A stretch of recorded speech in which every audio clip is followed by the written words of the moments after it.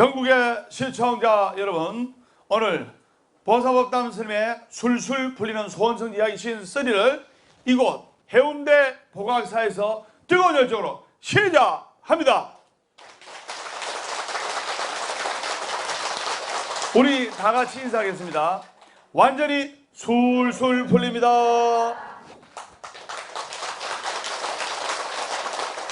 먼저 법담 스님의 어머니 명상음으로 다 같이 어머니에 대한 마음을 잊지 마시고 기도하는 마음으로 명상하고 뜨거운 열정으로 법문하도록 하겠습니다.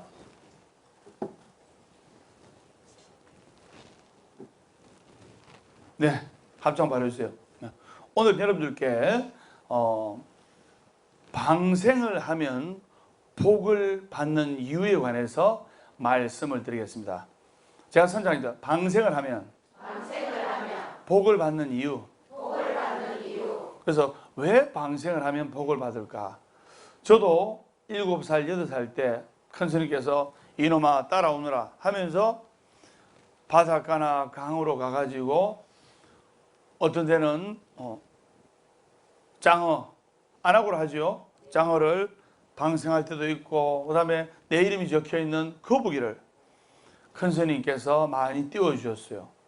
그 다음에 또 강에서 또 미꾸라지를 또 방생을 하고, 그래서 오늘날 법담 스님이 이렇게 술술 풀리고 건강하고 오복을 다 받는 이유가 바로 방생을 많이 하고 지금도 방생을 간절하게 하고 있기 때문입니다. 그래서 방생을 하면 복을 받는 이유.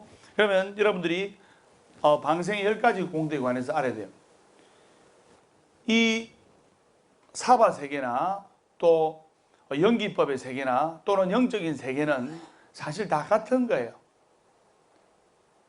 그래서 내가 알게 모르게 살생을 하게 되면 그 과보로 내가 고통을 받고 나와 내 권속들이 고통을 받고 또 내가 고통을 받지 아니하더라도 내 아들이나 내 딸이 또는 내 손자, 내 손녀에게 그 영향력이 끼치게 되는 거예요.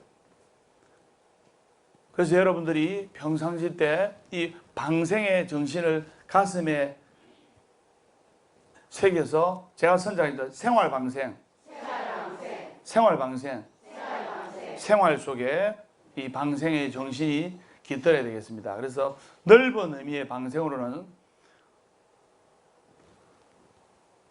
방생의 의미로서는 바로 죽어가는 미물을 살려주는 것이고, 거기다가 더 넓은 의미의 방생으로서는 부모님께 효도하는 것도 넓은 의미의 방생이고, 내 아들, 딸을 기도하는 마음으로 키우는 것도 넓은 의미의 방생인 겁니다. 그래서 법담 스님이 이렇게 있으면 우리 스승님께서, 큰 스님께서 제 얼굴만 봐도 소화가 잘 되고 배가 불러요. 그렇듯이 여러분들의 상자 또는 여러분들의 제자 또는 여러분의 아들, 딸들이 잘 되면 여러분들이 행복해지고, 제자가 잘 되면 스승님이 행복하고, 상자가 잘 되면 은사 스님이 행복하고, 자식이 잘 되면 부모가 행복한 거예요. 선생님 무슨 말인지 아시겠죠? 네.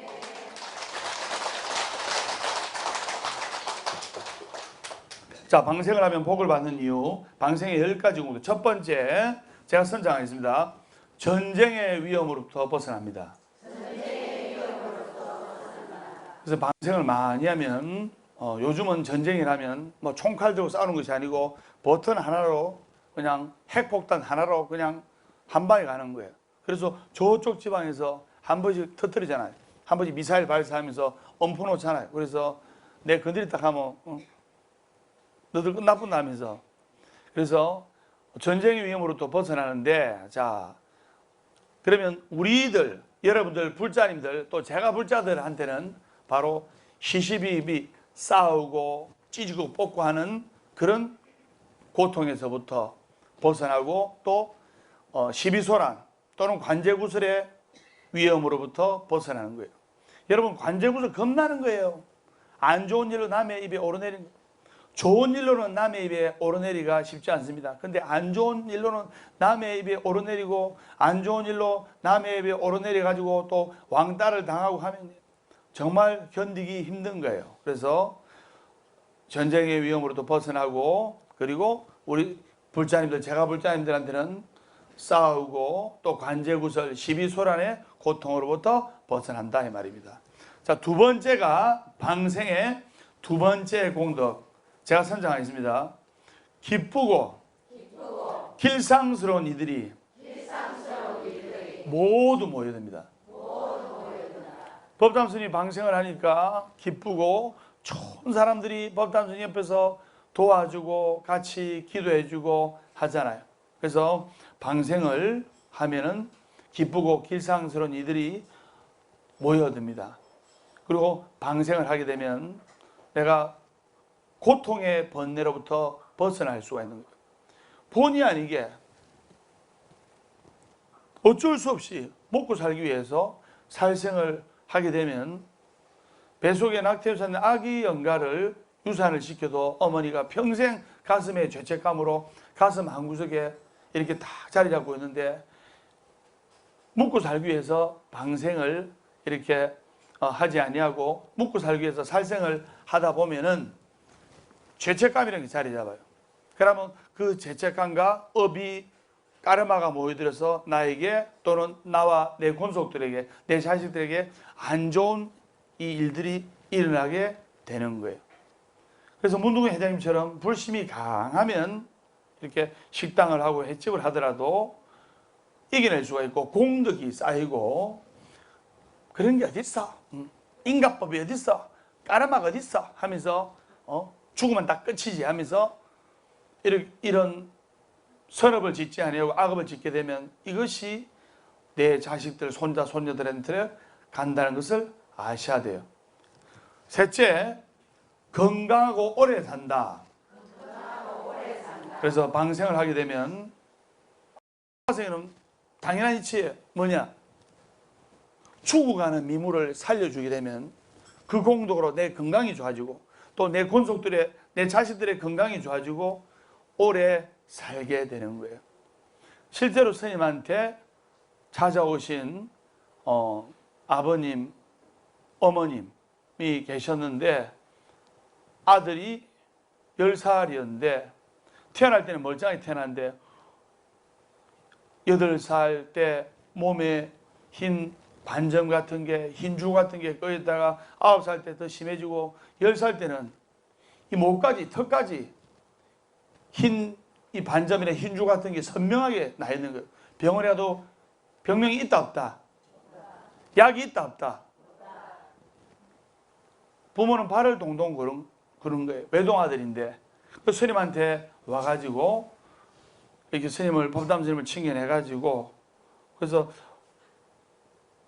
아버님, 어머님, 이 10살배기 아들의 몸을 보니까 꼭 회를 뜬 것 같이 이런 자국이 있는데 혹시 아버님 직업이 뭡니까? 하니까 그냥 회사원이래요. 그러면 할아버지 직업이 뭡니까? 하니까 그제서야 인가법을 깨달은가? 아이고, 법담 스님, 제 아버님이, 그러니까 10살배기 아이의 할아버지겠죠. 인류 횟집 요리사였습니다 하면서 화를 하루에 수십 마리를 뜨고 했는데 지금 생각해 보니까 그거하고 어느 정도 연관이 있다고 생각이 드네요. 법담 스님 하는 거. 바로 이 과보로 손주가 고통을 받고 있는 거예요. 그래서 방생을 손자 앞으로 거북이를 써서, 이름을 써서 방생을 해주게 되면, 또 방생 기도를 하고 또 아들을 위해서 사경 기도를 하게 되면 많이 좋아질 겁니다. 특히 금강경을 하십시오. 금강신장이 보살펴 줍니다. 그래서 방생을 하고 열심히 기도하고 사경 기도했는데 한 달쯤 지나니까 아들을 데리고 왔는데, 10살배기 아들을 데리고 왔는데 아들의 몸에 반점이 많이 흠해지는 거예요. 그래서 더 열심히 기도하십시오. 한 3개월 정도 되니까 거의 없어진 거예요. 4개월째 접어드니까 완전히 없어진 거예요. 그 4개월 동안 약 120일 동안 방생하고 성근의 공덕을 짓고 참여하면서 그 인류 횟집 요리사였던 할아버지의 업을 대신 참여하면서 기도를 해서 그 손자가 정상적인 몸으로 완전히 깨끗하게 나아가지고 이렇게 어머니 아버지하고 웃으면서 절에 다니게 된 겁니다. 그래서 내가 또는 나의 아들 딸에게 어떤 병고에 고통이 있을 때는 그 원인을 짚어봐야 돼요. 그래서 방생을 많이 하고 성근의 공덕을 지으면 한쪽에서는 본의 아니게 살생을 하고 한쪽에서는 이렇게 또 복을 저축하게 하고 하면 우리 문두금 회장님처럼 큰 복을 받으리라 소승이 확신합니다. 우리 문두금 회장님 박수 한번 드리세요.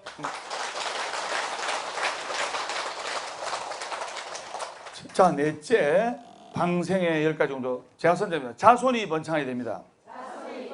그래서 자손이 번창하게 되는 거예요.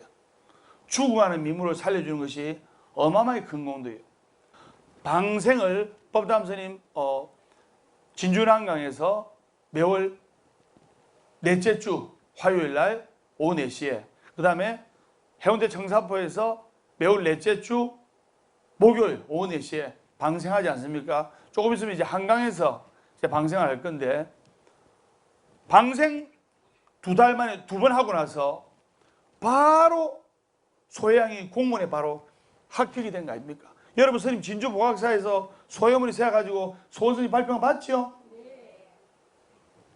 이렇게 방생의 공덕은 큰 거예요. 사회법도 마찬가지입니다. 사람을 죽이고 살인 제일 큰 죄 아닙니까? 중국에서는 바로 사형이에요, 그냥.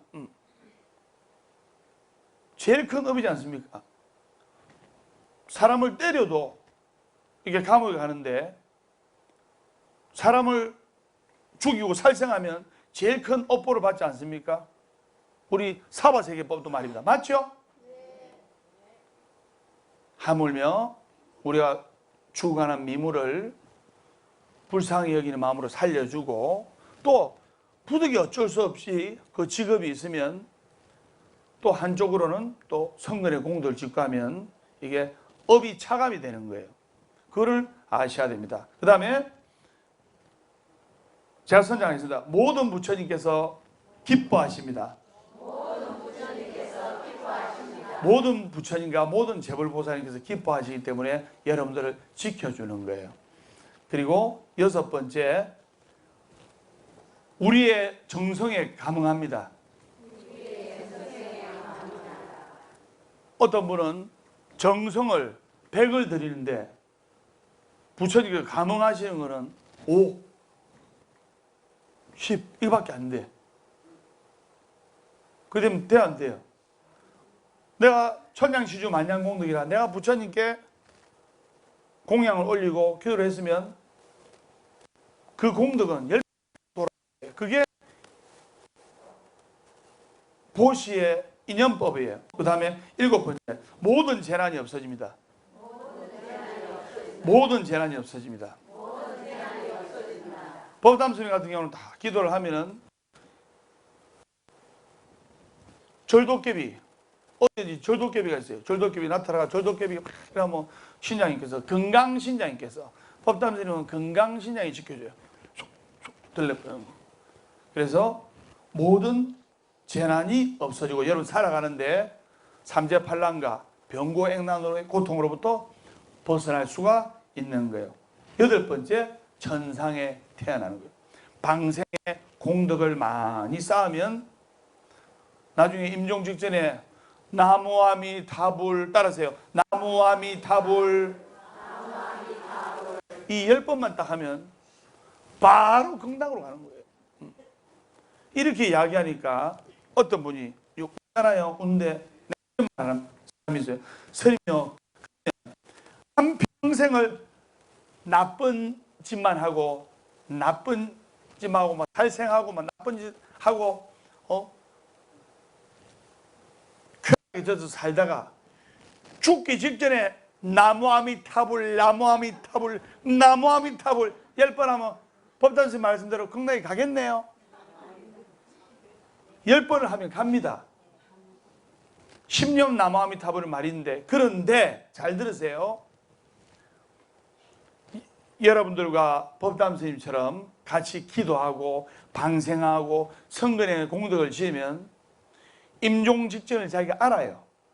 알면서 아, 내가 갈 때가 되었구나 하면서 우리가 삶을 마감할 때 편안히 갑니까? 아니에요. 죽는 그 순간에는 엄청난 고통이 따라요. 그래서 죽기 싫어하는 거예요.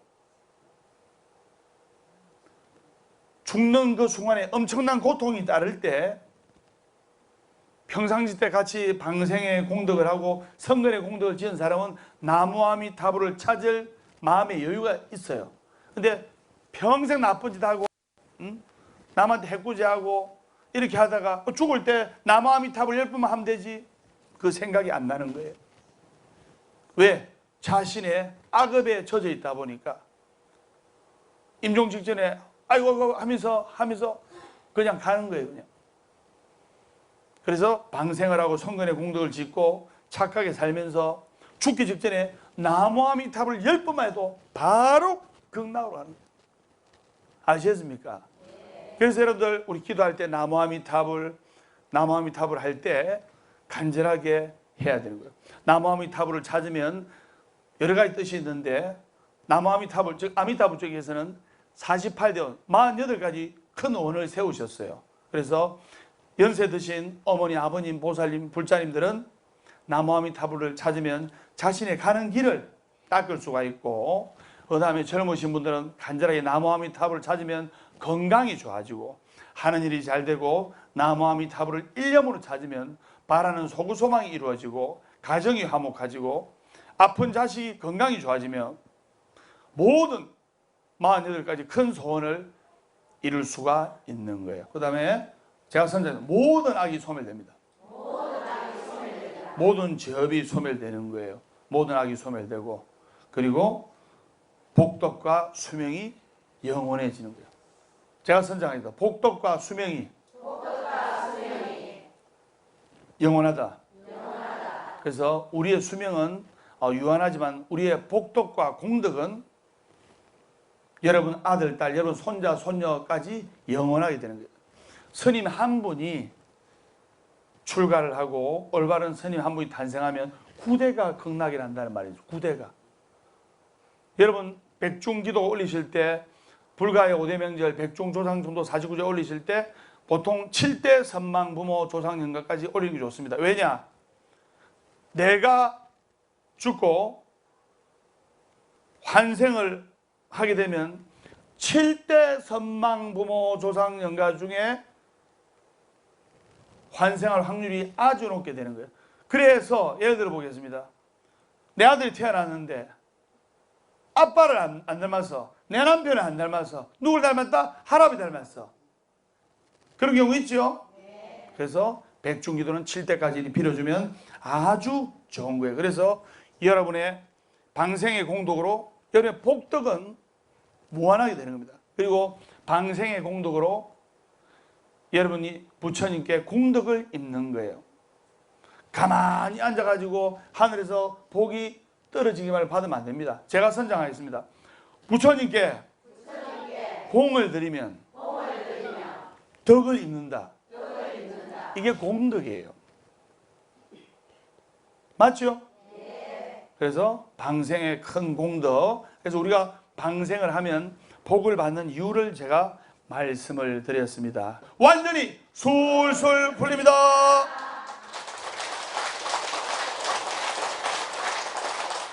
자, 그러면 방생의 공덕에 관해서는 말씀을 드렸고, 여러분들께 이제 머피의 법칙, 셀리의 법칙, 줄리의 법칙에 관해서 말씀을 드리겠는데, 제가 오늘 차를 타고 오다가 보니까 어디 앞에 잠시 섰는데 요 어느 가게 스피커 앞에서 머피의 법칙이라는 노래를 듣게 됐어요. DJ DOC 할아버지 할머니도 춤을 춰요 이히 하면서 부르는 거 있잖아요. 압니까? 네. 나 그밖에 몰라요. 할아버지 할머니도 춤을 춰 이히 하면서 그래서 그 머피의 법칙이라는 노래를 듣고 오늘 여러분들께 머피의 법칙 또는 셀리의 법칙 또는 줄리의 법칙 안에서 설명을 해드려야 되겠다는 생각이 들어서 갑작스럽게 이야기를 하게 되는 겁니다. 뭐냐면 이 머피의 법칙이라는 것은 제가 선장입니다. 머피의 법칙. 한마디로 말하면 뭘 하도 안 되는 거. 왜 안 되느냐? 나의 생각이 나의 운명을 만들죠. 그래서 머피의 법칙에 안 빠지려면 아이고 힘들어 죽겠다. 아이고 고단해 죽겠다. 이러면 머피의 법칙에 의해서 정말 안 풀리는 거예요. 죽을 정도의 고통스러운 일이 생기고. 그럼 어떻게 되냐? 머피의 법칙. 뭘 해도 안 돼. 하는 일마다 안 돼. 머피의 법칙에서 빠져나가야 돼. 그러면 나의 생각이 나의 운명을 만들기 때문에 이 부정적인 머피의 법칙에 빠져나오려면 여러분들 하루에 크게 이것을 따라야 된다.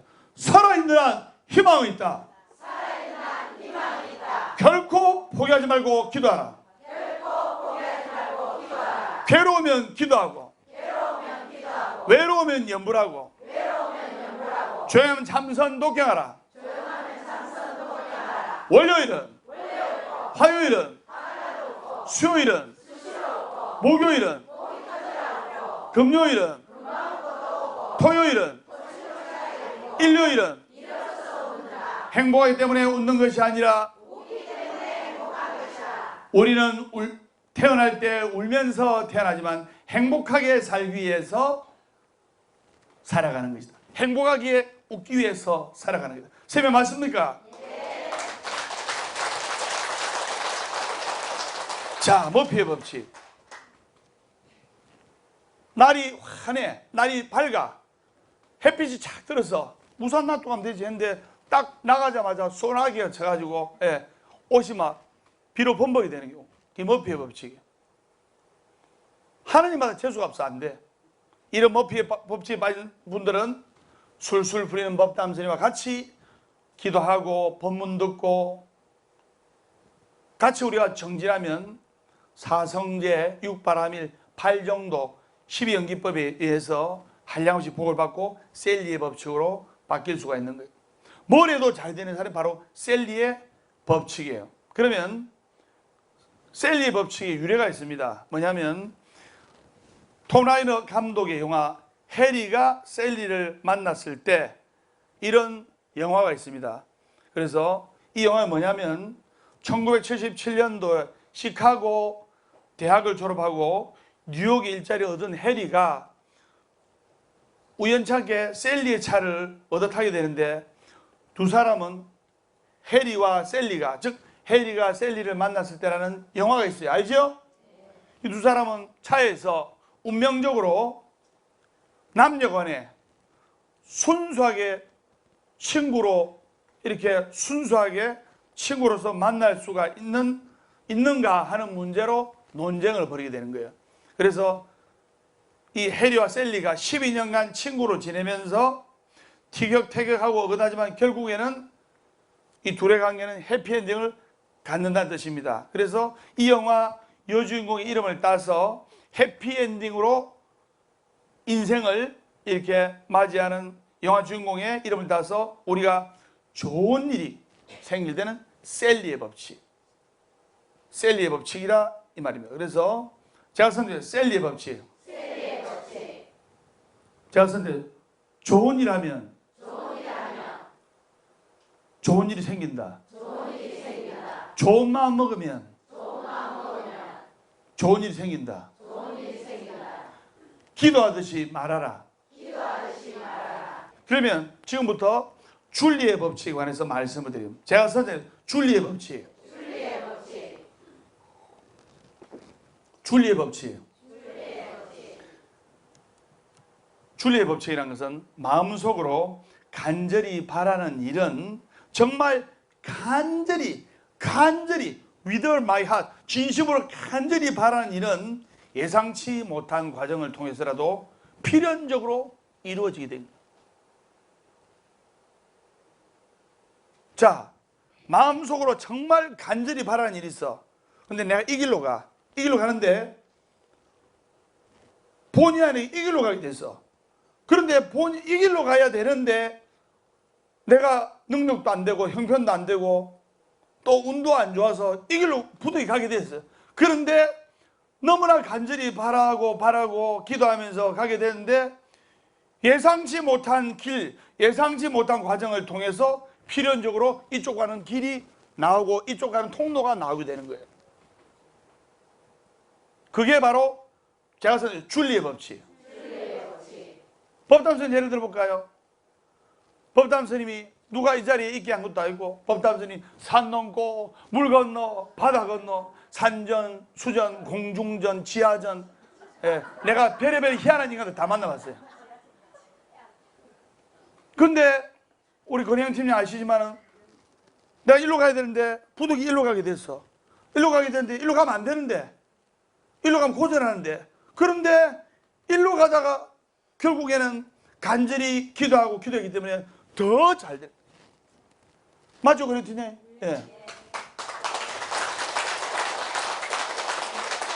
그게 바로 줄리의 법칙. 바로 꿈은 이루어지는 것. 가슴 속에 설레이는 마음으로 꿈과 희망을 가지고 어떤 목적을 이루었을 때 행복해지는 것이 아니고 어떤 이상과 꿈과 소원을 실현하기 위해서 스텝 바이 스텝 한 발짝 한 발자국 이렇게 정진하면서 가는 과정 속에서 행복감과 성취감과 감사함을 느끼게 되는 거예요.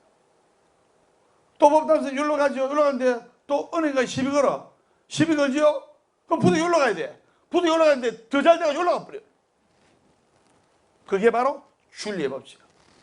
어떤 누구도 간절히 바라고 어떤 누구도 간절히 기도하고 목숨 바쳐 기도하는 사람은 금강신장이 지켜주면서 바라는 바를 솔솔 풀리게 하는 거예요. 완전히 솔솔 풀립니다.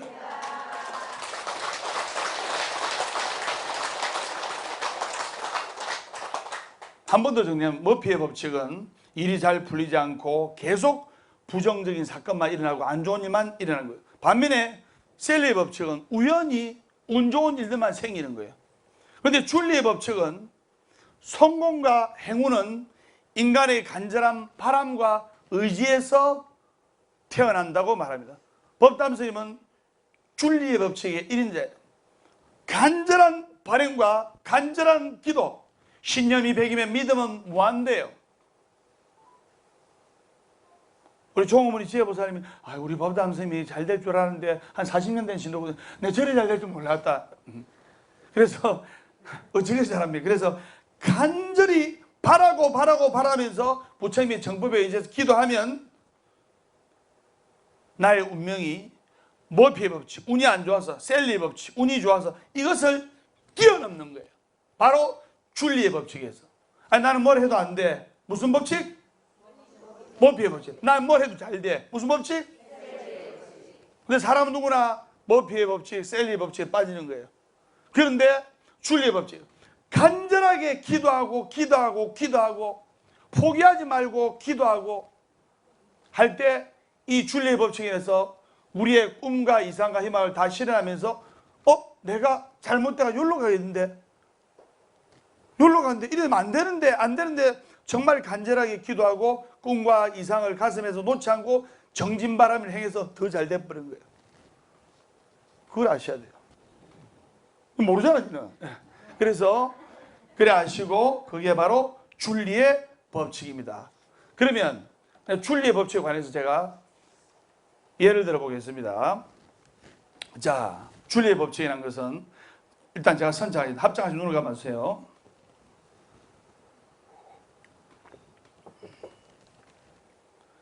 우리가 무언가를 간절히 원하면 온 우주가 그 소망이 이루어지도록 도와준다. 관세음보살.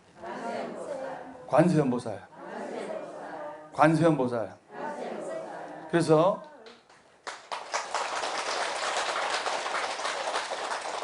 줄리의 법칙은 우연한 일의 발생이지만 결국 사람의 간절한 의지와 기도로서 머피의 법칙도 뛰어넘고 셀리의 법칙도 뛰어넘고 간절한 기도와 간절한 신념과 간절한 믿음으로서 결국에는 내가 잘못된 길로 갔는데도 좋아지고, 그 잘못된 길로 가면서 자신의 꿈과 이상과 희망을 이루게 되는 거예요.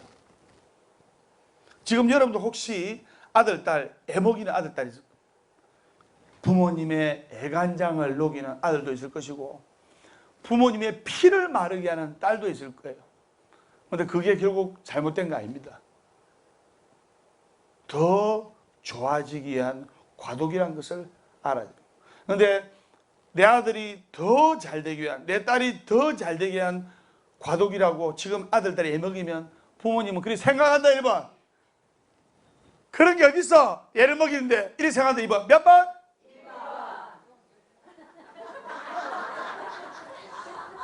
내 아들, 딸이 애먹이면 내 아이들이 잘되기 위한 과정이라고 생각한다 1번. 그렇게 안 하고 정말 자포자기하고 아이고 서방복 없는 나는 자식복도 없이 하면서 신세 한탄만 한다 2번. 대부분 2번을 생각해요. 구름 뒤에 그친 태양을 바라볼 줄 알아요. 구름 속에 숨어있는 찬란한 태양을 바라볼 줄 알아요.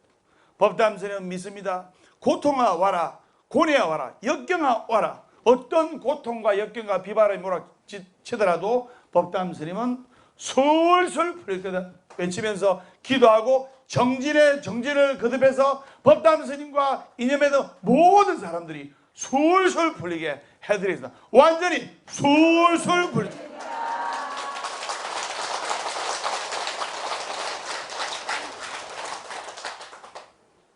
제가 좋아하는 말 중에 제가 선장했습니다. 하늘은 스스로 돕는 자를 돕는다. 즉 하늘은 스스로 돕는 자를 돕는 거예요. 물에 빠졌을 때는 살라고 막 일하다 보면 지푸라기도 잡는 거예요. 근데 물에 빠져서 아이고 나는 죽는구나 하면 꼬르륵 가는 거예요. 아시겠습니까? 그렇기 때문에 내가 지금 힘들다, 고통스럽다 이렇게 아유 이렇게 생각하는 사람은 절대로 불행에서 고통에서 벗어날 수가 없는 겁니다. 내가 마음속으로 간절히 바라고 또 열심히 노력하면 기적이 일어나고 하늘이 도와주고 불보살님께서 도와주는 것처럼 여러분들이 줄리의 법칙을 통해서 내가 뭐래도 안 돼. 나는 뭐래도 안 풀리는 사람이야. 뭐래도 운이 안 좋은 사람이야. 이렇게 생각하는 사람은 100% 안 풀리게 되는 거예요. 자, 예를 들어 보겠습니다. 나는 잘 될 거야. 나는 잘 돼. 나는 성공할 거야. 이렇게 100번을 외치고 희망과 행복을 노래하고 희망과 성공을 노래한다고 해서 100% 다 성공합니까? 100% 성공 안 해요. 그럼 다 성공하지. 다 부자 되지. 다 재벌 되지. 성공과 행복과 희망을 외치고 노래하고 밝게 정진하면 성공하고 행복해질 확률이 70% 80%예요. 아시겠습니까? 그런데 나는 뭘 해도 안 돼. 나는 뭘 해도 안 돼. 아이고 내 팔자가 그렇지 뭐. 내 아들이 그렇지 뭐. 내 딸이 그렇지 뭐. 내 인생은 이렇게 이런 거야. 나는 그냥 내 인생은 흙수저야. 이렇게 생각하면서 노래 부르는 사람은 100% 안 되는 거예요. 100%. 따라서 몇 프로? 100%. 그래서 아이고 서방복 없는 나는 자식복 없다 이러지 말고 자 선생님 나는 서방복 없어도 자식복이 있다. 나는 남편복이 없어도 자식복이 있다. 이렇게 외치면서 희망과 구원의 노래를 부를 때 완전히 술술 풀리게 돼 있는 거예요. 그것을 여러분들이 아셔야 됩니다. 완전히 술술 풀립니다.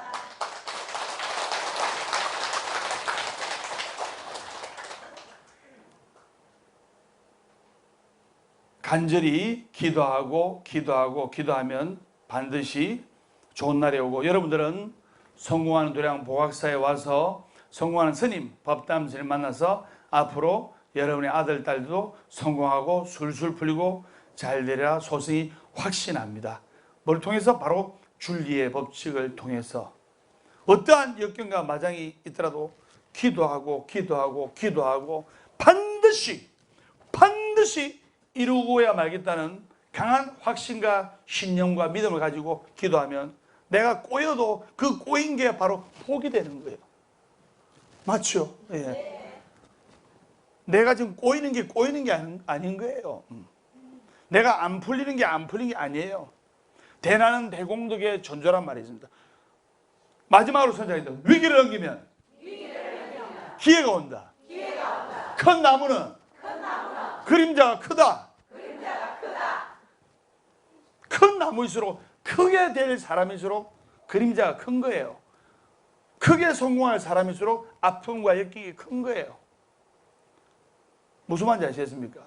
그래가지고 보서법담 스님의 술술 풀리는 소원성지 이야기 시즌 3 다음 시간에 밝고 건강한 모습으로 뵙도록 하겠습니다. 우리 다 같이 인사하겠습니다. 완전히 술술 풀립니다.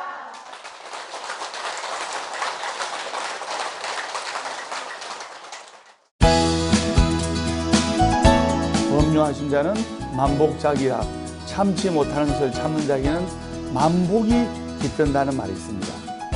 그렇기 때문에 자신의 마음을 조곡받고 하심하고 또 때로는 참지 못하는 참복 이렇게 열심히 기도 정진할 때 성공하고 성공과 행복과 부처님의 가피가 여러분한테 내린다는 것을 아셔야 됩니다.